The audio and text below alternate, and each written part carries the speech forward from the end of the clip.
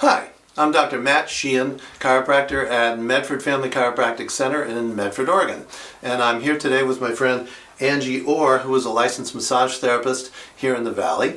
And we're here today to demonstrate an exercise, a stretch that I use with a fair percentage of my patients when the upper outer portion of their gluteal muscles, their buttock muscles, are super tight and tender, which is really common, and that can be I found that to be a rather difficult place to find a really good user-friendly stretch for.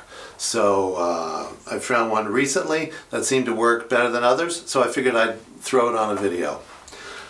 So Angie's going to demonstrate this for us because she's a lot looser than I am and easier for her to get in this position. So this is a yoga stretch, I think a classic yoga stretch, and so Ange has one leg tucked under the opposite buttock, and this knee she's going to bring over on the outside of her downside knee, and she's going to do it two different ways.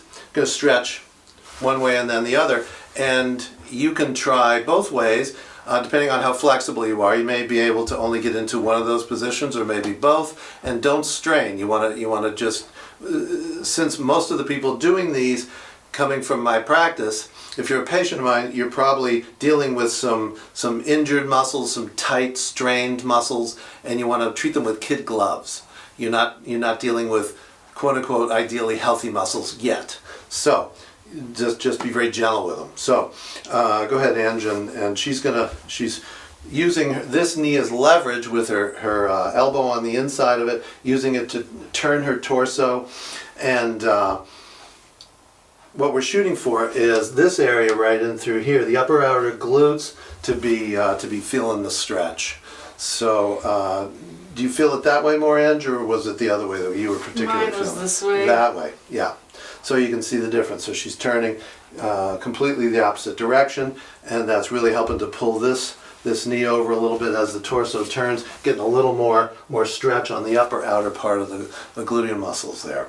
And with just the same as I do with all my stretches, I tell people to approach it slowly, because like we said, the muscles are not happy, they're tight, and they're often inflamed and weak. So what you're looking for is slowly coming up on the start of a stretch, just a little bit of a stretch. And you may mentally be thinking, oh, that's not going to do anything. I really have to stretch the hell out of it like my dad used to do and grunt and really make it hurt. It hurts so good. That's counterproductive. You might be able to get away with that if you're dealing with a healthy muscle, but here you don't want to do it.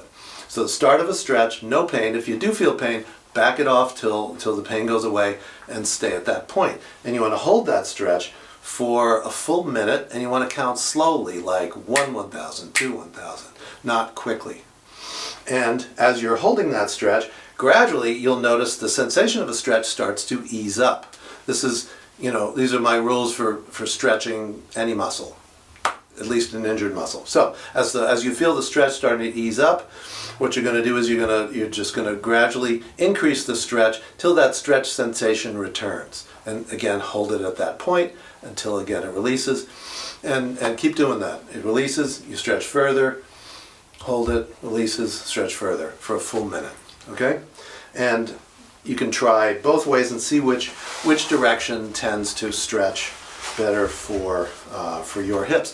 And you'll probably find that one gluteal muscle on one side stretches completely differently than the other. Often it's unilateral. One side is way tighter than the other. But try and find a valid stretch for them both. Best way to do these is, the least effective way to stretch is to allow the pain and discomfort to remind you to stretch.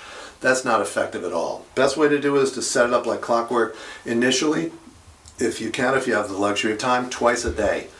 For a short period of time, a week, 2 weeks, something like that, till you start to see some real results, then you can back it down. But initially, if you can do it twice a day, that's good. Hold it for a minute. I think that's about it. Thanks.